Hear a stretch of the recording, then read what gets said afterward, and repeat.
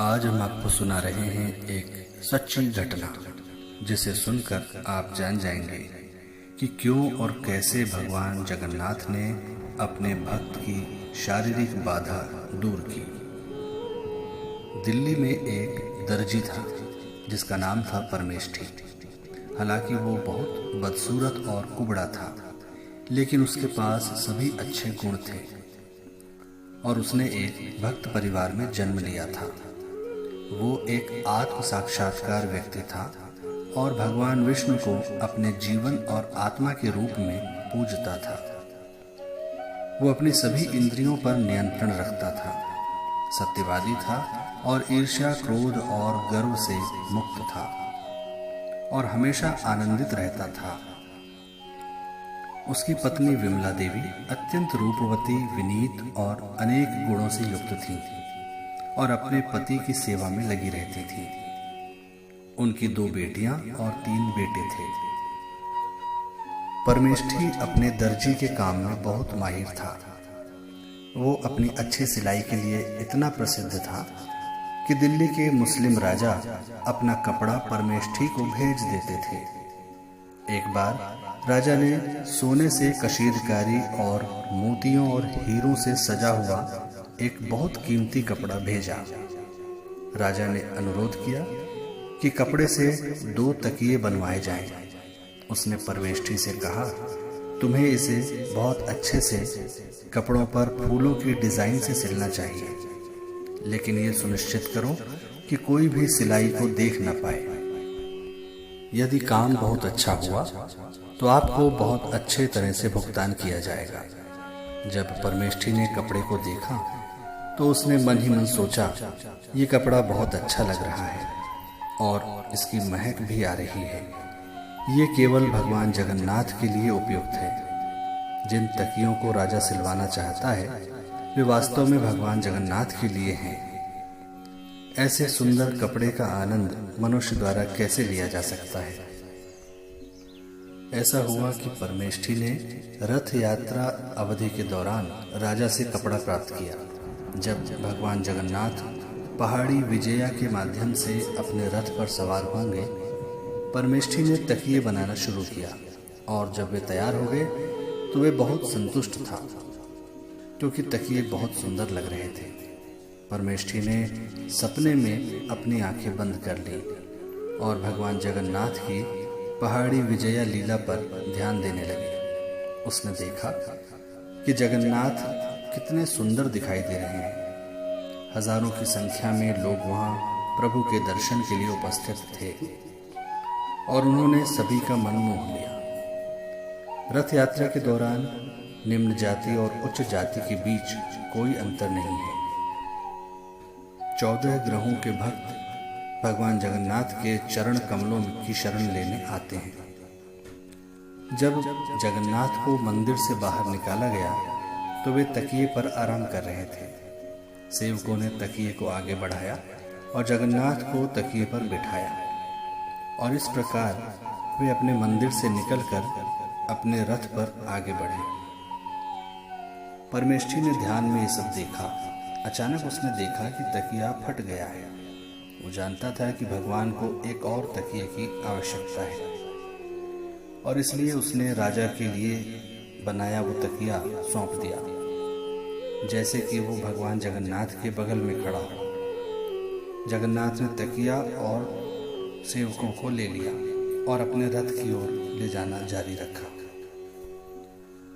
ध्यान से बाहर आने पर परमेष्ठी ने देखा कि उनके पास 2 की जगह एक ही तकिया है। उन्हें अचानक एहसास हुआ कि एक तकिया वास्तव में भगवान जगन्नाथ ने ले लिया है। परमेष्ठी ये देखकर आश्चर्यचकित रह गए और स्वयं को इतना भाग्यशाली महसूस किया कि एक तकिया जो उन्होंने सिला था वो भगवान की अंतरंग सेवा में इस्तेमाल किया गया है। उसे लग रहा था कि जगन्नाथ उस पर बहुत मेहरबान है। उसे खुशी के साथ साथ डर भी लगा कि एक तकिया गायब था और इसमें कोई शक नहीं कि राजा उसे सजा देगा। तब परमेष्ठी ने अपने मन में सोचा, ये व्यक्ति मेरे भगवान की दया के कारण ही राजा बना है। ये मेरे भगवान की शक्ति के कारण ही शक्तिशाली है, तो वास्तव में ये मेरा क्या कर सकता है। जब परमेष्ठी इन विचारों पर विचार कर रहे थे, तभी राजा का दूत राजा से महल में 2 तकिए लाने का आदेश लेकर आया। परमेष्ठी तुरंत एक तकिया लेकर राजा के पास गए। उसने राजा को प्रणाम किया और फिर राजा को तकिया भेंट किया। राजा आश्चर्यचकित रह गया और बोला, मैंने 2 तकिए मंगवाए थे, दूसरा कहाँ है? क्या दूसरा तकिया अभी तैयार नहीं हुआ? परमेष्ठी तुरंत राजा के चरणों में गिर गया और समझाया कि दूसरा तकिया भगवान जगन्नाथ ने ले लिया है। मेरे पास केवल यही एक तकिया है जो मैं आपको दे रहा हूँ। कृपया इसे स्वीकार करें और मेरे साथ जो व्यवहार करना चाहें आप कर सकते हैं। राजा मुस्कुराया, लेकिन अंदर ही अंदर गुस्से में था। उसने परमेष्ठी को घूर कर देखा और कहा कि क्या तुम पागल हो गए हो? तुम्हारे भगवान जगन्नाथ वो तकिया कैसे ले सकते हैं? श्री क्षेत्र पुरी यहाँ से बहुत दूर है। ये कैसे संभव है कि वे इतनी दूर आकर तुमसे वो तकिया ले सके?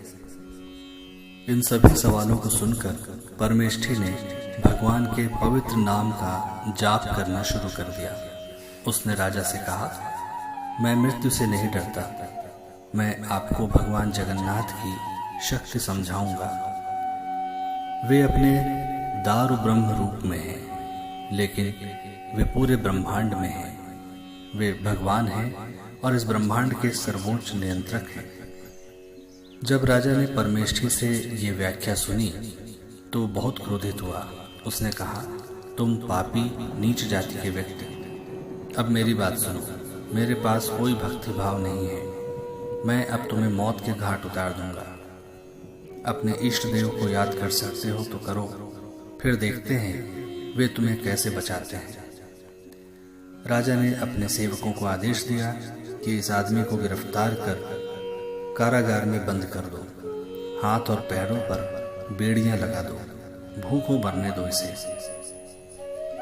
परमेष्ठी को ले जाकर कारागार में फेंक दिया गया। वो भगवान जगन्नाथ से प्रार्थना करने लगा और कहने लगा कि भगवान, कृपया मुझे इस मुस्लिम राजा की सजा से बचाएं। आप मेरे साथ जो चाहे कर सकते हैं, क्योंकि मेरा किसी भी चीज पर कोई नियंत्रण नहीं है। इस तरह प्रार्थना करते हुए परमेष्ठी ने भगवान के पवित्र नाम का जप किया। उसकी आंखें ध्यान में बंद थी। उसका मन भगवान के चतुर्भुज रूप में था। धीरे धीरे वो सो गया। भगवान जगन्नाथ परमेष्ठी की स्थिति को जानते थे। भगवान जगन्नाथ को पतितों के उद्धारकर्ता के रूप में जाना जाता है। वे अपने भक्तों की पीड़ा को सहन नहीं कर सकते। भगवान तुरंत उस कारागार में उपस्थित हो गए और परमेष्ठी पर अपनी कृपा दृष्टि डाली। जैसे ही भगवान की दृष्टि उस पर पड़ी, परमेष्ठी को तुरंत उसके पैरों की बेड़ियां और उसकी बाहों की रस्सियों से मुक्त कर दिया गया। जब उसने अपनी आंखें खोली तो उसने सामने भगवान जगन्नाथ को देखा। वे परमेष्ठी को देखकर मुस्कुरा रहे थे और उन्होंने परमेष्ठी से कहा, तुम क्यों चिंता कर रहे हो? जब मैं तुम्हारे साथ हूं, तुम्हें किसी चीज से डरने की जरूरत नहीं है। जब तक मेरे हाथ में ये सुदर्शन है, मेरे भक्त सबसे शक्तिशाली हैं और सुरक्षित हैं। तब भगवान ने अपने चरण कमल परमेष्ठी के सिर पर रखे। उसी क्षण उसका कुबड़ापन दूर हो गया और वो बहुत सुंदर दिखाई देने लगा। परमेष्ठी भगवान के चरण कमलों को अपने सिर पर रखकर इतने अधिक आनंद में थे कि वे बोल नहीं सकते थे। इस प्रकार वो पूर्ण रूप से शुद्ध हो गया। इसके बाद भगवान जगन्नाथ दिल्ली में उस राजा के पास प्रकट हुए जो गहरी नींद में सो रहा था और उससे बोले, मूर्ख अज्ञानी राजा, मैंने तुम्हें ये पद दिया है, फिर भी तुम इस बात से अनभिज्ञ हो, और तुमने मेरे भक्त को एक साधारण तकिया देने के लिए दंडित किया है। इसमें सब कुछ मेरा है, ये ब्रह्मांड मेरा है। जब उसने मुझे मेरी ही संपत्ति वापस की तो फिर इसके लिए सजा क्या? अब मैं तुम्हें आदेश देता हूँ कि उसे तुरंत जेल खाने से रिहा करो, उसके चरणों में गिरकर उससे क्षमा मांगो। यदि ऐसा नहीं करते तो मैं तुम्हारे कुल के वंश सहित तुम्हें समाप्त कर दूंगा। और प्रभु राजा की पीठ पर चाबुक मारने लगे। उसे कोड़े मारने के बाद भगवान जगन्नाथ वहां से गायब हो गए। कोड़े खाने के बाद राजा को बहुत दर्द हुआ और चीखता चिल्लाता वो नींद से उठा। उसे लगा कि उसने कोई बुरा स्वप्न देखा है, लेकिन अपनी पीठ पर लाल निशान देखने पर वो समझ गया कि ये कोई साधारण सपना नहीं था। राजा समझ गया कि ऐसा अवश्य भगवान ही कर सकते हैं और वो मुझे सबक सिखाने के लिए यहाँ आए थे। अगली सुबह राजा जेल गया, जहाँ उसने परमेष्ठी को बंद कर रखा था। जब उसने परमेष्ठी को बंधनों से मुक्त पाया तो उसे बहुत आश्चर्य हुआ और उसके सुंदर रूप को देखकर वो देखता ही रह गया। उस समय परमेष्ठी राम नाम का जाप कर रहे थे। ये देखकर राजा ने डर के मारे परमेष्ठी को उठाकर अपनी गोद में बिठा लिया और उन्हें पुष्पमाला और चंदन भेंट किया। अनेक आभूषणों से उनका श्रृंगार किया। उन्होंने बड़ी विनम्रता से कहा, आप बहुत भाग्यशाली हैं और धन्य हैं। आपने इस जेल गृह को शुद्ध किया है। मैं आपसे पूरी ईमानदारी के साथ कहता हूँ, आज से आप हमारे कुल गुरु होंगे। राजा ने अपने हाथी को वहाँ बुलवाया और परमेष्ठी को उस पर बैठाकर जुलूस में दिल्ली के चारों ओर घुमवाया, जबकि राजा ने उसकी महिमा गाई। बाद में राजा परमेष्ठी को वापस महल में ले आए। परमेष्ठी बिना किसी बाधा के भगवान जगन्नाथ की पूजा करते रहे। अपने जीवन के अंत में वे घर वापस चले गए, वापस भगवान के पास।